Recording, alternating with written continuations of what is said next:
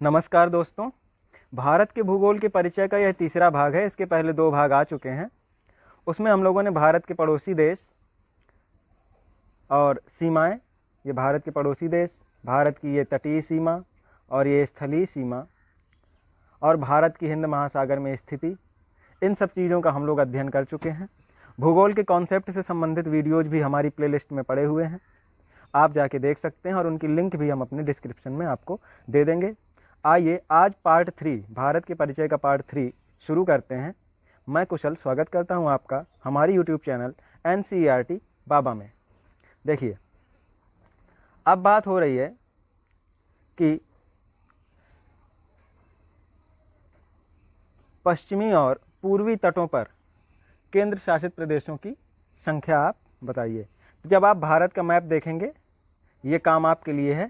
आप भारत का मैप देखिए और देखिए कि दादरा और नगर हवेली किस तट पर हैं, पूर्वी तट पर हैं कि पश्चिमी तट पर हैं। ठीक है। और वैसे दादरा और नगर हवेली का अब नाम हो गया है Dadra Nagar Haveli and Daman and Diu. अभी हम आपको बताएंगे। फिर अभी ये देखिए, यहाँ पर क्षेत्रफल के आधार पर सबसे बड़ा सबसे छोटा राज्य कौन सा है। देखिए, तो मैं सबसे बड़े आपको 5 राज्य बता रहा हूँ और सबसे छोटे भी आपको 5 राज्य बता रहा हूँ। पहला है, सबसे बड़ा है राजस्थान। ठीक है, सबसे बड़ा है राजस्थान, आप लोग नोट कर लेंगे। दूसरे नंबर पर है मध्य प्रदेश, तीसरे नंबर पर है महाराष्ट्र। ठीक है, और चौथे नंबर पर है अपना यूपी और 5वें नंबर पर है गुजरात। चलिए, अब सबसे छोटे 5 राज्य देखते हैं। सबसे छोटे 5 राज्यों में है, पहले नंबर पर है गोवा, दूसरे नंबर पर है सिक्किम, तीसरे नंबर पर है त्रिपुरा,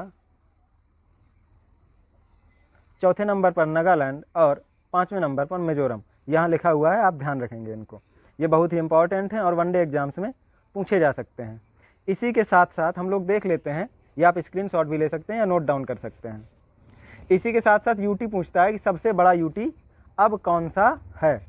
तो देखो, 31 अक्टूबर 2019 में जम्मू कश्मीर का पुनर्गठन हुआ था। अभी मैं आपको सब चित्र की सहायता से बताऊंगा।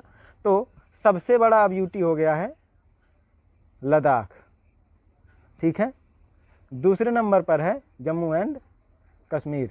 जम्मू कश्मीर के पुनर्गठन से पहले सबसे बड़ा यूटी हमारा हुआ करता था अंडमान एंड निकोबार, लेकिन अब वो नहीं रहा। ठीक है, क्षेत्रफल के आधार पर बात हो रही है। फिर तीसरे नंबर पर है अंडमान एंड निकोबार और चौथे नंबर पर है आपका दिल्ली। 5वें नंबर पर Dadra Nagar Haveli and Daman and Diu. जब से इसका पुनर्गठन हो गया, ये 5वें नंबर पर आ गया। इनको दोनों को एक कर दिया गया है। ठीक है, सबसे छोटा यूटी आपको याद रखना है 8वें नंबर का, लक्षद्वीप। ठीक है, लक्षद्वीप, इसको नोट कर लेंगे आप। चलिए अब आगे चलते हैं। मैं आपको इन सब का स्थिति दिखा देता हूँ, किसकी स्थिति कहाँ है। लोकेशन देखने से पहले हम अभी देख लें कि अभी भारत में करंट में 28 राज्य हैं और 8 केंद्र शासित प्रदेश हैं। ठीक है, केंद्र शासित प्रदेश का मतलब होता है जो कि सीधे केंद्र द्वारा गवर्न किए जाते हैं। यहाँ पर केंद्र सरकार प्रशासक नियुक्त करती है और उन्हीं के द्वारा यहाँ पर प्रशासन होता है। कई जगह प्रशासक होते हैं, कई जगह अगर विधानसभा है तो वहाँ मुख्यमंत्री होते हैं। ठीक है, विधानसभा के साथ जो हमारे, ये देखिए इस टेबल में हम देख सकते हैं कि दिल्ली में इनका इलेक्टेड लेजिस्लेचर यानी कि विधानसभा इनकी है, जम्मू कश्मीर में है और पुडुचेरी में है। याद रखने में अगर समस्या होती है तो सबसे पहले ऊपर से उत्तर से बढ़ते हुए लें तो सबसे पहले जम्मू एंड कश्मीर आ जाएगा, फिर आपका दिल्ली आ जाएगा और फिर आपका आ जाएगा पुडुचेरी। आइए अब अन्य डेटा देखते हैं। तो जैसा कि अभी हमने देखा कि भारत में इसके पहले 29 राज्य थे और 7 केंद्र शासित प्रदेश थे। ठीक है, तो जब से जो है जम्मू कश्मीर का पुनर्गठन हो गया, तो जम्मू कश्मीर इसके पहले राज्य हुआ करता था, लेकिन जब उसका पुनर्गठन हुआ तो 2 यूटी में उसको बदल दिया गया। तो एक राज्य कम हो गया, इसलिए बचे कितने राज्य, 28, और 7 केंद्र शासित प्रदेश थे। तो राज्य टूट के 2 केंद्र शासित प्रदेश बन गए, तो हो गए 9 केंद्र शासित प्रदेश। ठीक है, लेकिन अभी 26 जनवरी 2020 को दादरा एंड नगर हवेली दो अलग अलग यूटी थी, Dadra Nagar Haveli and Daman and Diu. तो दादरा नगर हवेली और दमन और दीव दो अलग अलग यूटी थे, इनको जो है पुनर्गठन इनका कर दिया गया। आइए पहले आपको जम्मू कश्मीर के बारे में कुछ डेटा देते हैं और लद्दाख के बारे में। इसको दो यूटी में बदल दिया गया, एक जम्मू एंड कश्मीर और एक लद्दाख। तो आइए देखते हैं। ये देखिए, इस चित्र में आपको जम्मू कश्मीर का ये दिख रहा होगा चित्र।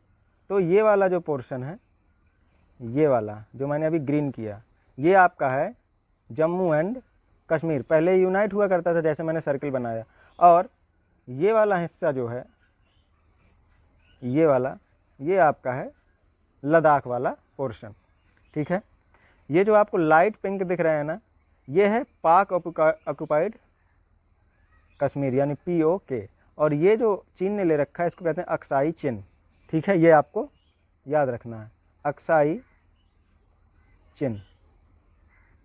ठीक है, ये चीन ने ऑक्युपाई करके रखा हुआ है।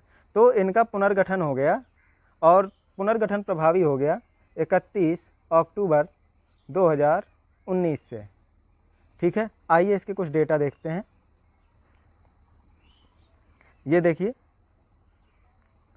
ये है 31 अक्टूबर 2019 को जो है ये अस्तित्व में आया। तो दोनों को जब काट के बनाया गया तो इसी दिन जो है जम्मू एंड कश्मीर भी अस्तित्व में आएगा और इसी दिन लद्दाख भी अस्तित्व में आ गया होगा। ठीक है, इसमें 2 जिले हैं। चलिए आइए अब देखते हैं हम जम्मू एंड कश्मीर के बारे में। अच्छा, इसके लेफ्टिनेंट गवर्नर भी देख लें। इसके जो एडमिनिस्ट्रेटर हैं, लेफ्टिनेंट गवर्नर हैं, वो हैं RK माथुर। ये आपको याद रखना है, ये पूछ देगा कि पहले गवर्नर कौन हुए लेफ्टिनेंट गवर्नर, तो ये भी आपको याद रखना है, राधाकृष्ण माथुर। ठीक, या अभी यही हैं। ठीक है, अब जम्मू एंड कश्मीर को देखते हैं। यहाँ आप चित्र में देख सकते हैं कि जम्मू और कश्मीर का भी गठन जो है 31 अक्टूबर 2019 को हुआ है। हिंदी इसकी मुख्य भाषा है तथा अन्य भाषाओं में उर्दू, कश्मीरी और डोगरी है। इसका सबसे बड़ा शहर श्रीनगर है। सबसे पहले आपको जानना है इसकी कैपिटल 2 हैं इसकी। 6 महीने इसकी श्रीनगर है और 6 महीने जम्मू है। जब आप लोकेशन देखेंगे जम्मू कश्मीर, ऐसे मान लीजिए हम बना दें, ठीक है, तो जम्मू जो है ये थोड़ा सा नीचे है और श्रीनगर इस तरह से ऊपर है। तो जब अधिक सर्दी पड़ने लगती है तो यहाँ से ऊपर से माइग्रेट करके नीचे आ जाते हैं जम्मू में, तो शीतकालीन राजधानी जम्मू हो जाती है। और जब अधिक गर्मी पड़ती है तो यहाँ से जम्मू से मूव करके चले जाते हैं श्रीनगर में, जो कि ग्रीष्मकालीन राजधानी हो जाती है। आइए इसके उपराज्यपाल देख लेते हैं। इसके जो उपराज्यपाल हैं, ये याद रखना है आपको, ये हैं गिरीश चंद्र मुर्मू। ठीक है, ये आपको याद रखना है।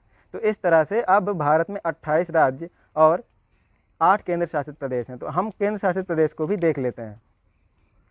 ये देखिए, इस चित्र में आपको स्पष्ट दिख रहा होगा, ये जो अभी मैंने ब्लू डॉट रखा है, ठीक है, ये है आपका दादरा एंड नगर हवेली। और ये जो आपके 2 ग्रीन डॉट दिख रहे हैं, ये हैं आपके दमन एंड दीव। ये मतलब ये है दमन और ये है दीव। ठीक है, इसको और हम जूम करके दिखाएंगे तो इसकी लोकेशन आपको दिख जाएगी। खैर, ये समझाने के लिए कि 2 अलग अलग यूटी थे। ठीक है, यहाँ पर हमारा है दादरा एंड नगर हवेली और यहाँ है दमन और यहाँ है दीव। तो ये जो है दादरा एंड नगर हवेली, दमन और दीव, ये 2 अलग अलग यूटी हुआ करते थे, एक ये और एक ये। लेकिन फिर जो है इनका 26 जनवरी 2020 अभी क्या कर दिया गया, दोनों को मिला करके एक कर दिया गया। तो आपके जो 9 यूटी थे, अब उसमें से एक कम हो जाएगा, तो अब हो जाएंगे आपके 8 यूटी। ठीक है, अच्छा, ये जो इनका पुनर्गठन है, इन सब की पावर किसके पास है, ये है आपकी संसद के पास। जब आप पॉलिटी में देखेंगे तो आर्टिकल 2 एंड आर्टिकल 3, आर्टिकल 2 में संसद को पावर है कि वो राज्यों को जो है स्थापित कर सकती है या उससे संबंधित विधि बनाएगी। और आर्टिकल 3 में ये राज्यों की सीमाएं, अपने राज्य क्षेत्रों की सीमाओं में परिवर्तन, उनके नाम में जो है परिवर्तन कर सकती है। एक बेसिक सी जानकारी आपको दी जा रही है। आइए तो कुछ और डेटा देख लेते हैं Dadra and Nagar Haveli and Daman and Diu का।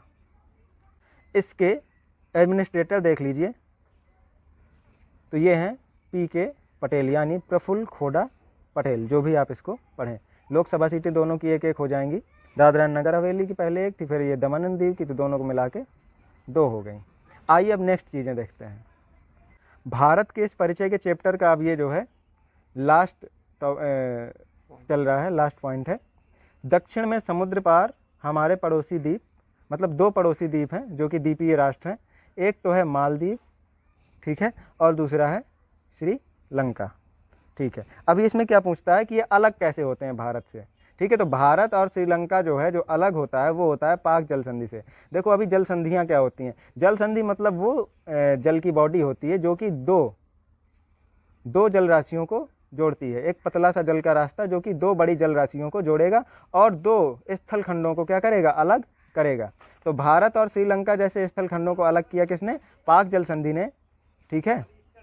और जोड़ा किसको किसको, मन्नार की खाड़ी को यहाँ से उसने जोड़ दिया। ये यहाँ हिंद महासागर ले लीजिए आप, ठीक है। इन दोनों चीज़ों को जोड़ रही है। यहाँ इस चित्र में और जूम करके आपको दिखा दें हम, ये देखिए भारत और श्रीलंका हैं, ये भारत और ये श्रीलंका। अब इसको हम जूम करेंगे तो आपको दिख जाएगा। यहाँ पर ये है आपकी पाक बे यानी पाक की खाड़ी, PALK, ठीक है। ये पाकिस्तान वाला पाक नहीं है, ये PALK वाला पाक है। ये यहाँ देखेंगे आप जब, तो यहाँ पर को आपको मिल जाएगी पाक बे, ठीक है। ऊपर की तरफ मिलेगी आपको पाक बे, ये देखिए ये पाक बे मिल रही है और नीचे गल्फ ऑफ मन्नार। तो ये जो ये वाला क्षेत्र है इसको कहते हैं पाक जलडमरू मध्य या पाक खाड़ी। तो आएगा कि भारत और श्रीलंका को कौन अलग करती है, तो ये करती है आपकी पाक बे, ये है आपकी पाक बे। और जोड़ती किसको किसको है, ये सॉरी पाक जलडमरू मध्य है ये, ठीक है। पाक स्ट्रेट जिसको कहेंगे, स्ट्रेट, पाक स्ट्रेट किसको किसको जोड़ेगी, पाक बे और गल्फ ऑफ मन्नार को जोड़ेगी और भारत और श्रीलंका को अलग करेगी। अब दमन एंड दीव, सॉरी ये लक्षद्वीप की बात कर लेते हैं, क्योंकि भारत का जो हिस्सा है यहाँ पर लक्षद्वीप है।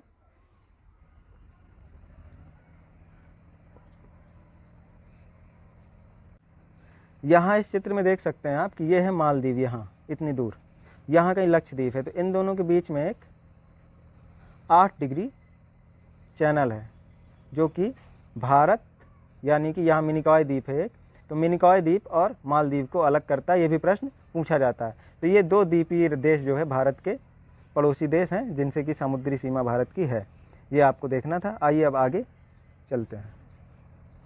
इस तरह से हम लोग भारत के परिचय का बेसिक जानकारी ले चुके हैं। यदि आपको हमारा वीडियो पसंद आया है तो इसको लाइक करिए, मित्रों के बीच शेयर करिए और चैनल को सब्सक्राइब करिए। और यदि कुछ चीज़ समझ में नहीं आई है तो हमको आप कमेंट करके बता सकते हैं। धन्यवाद।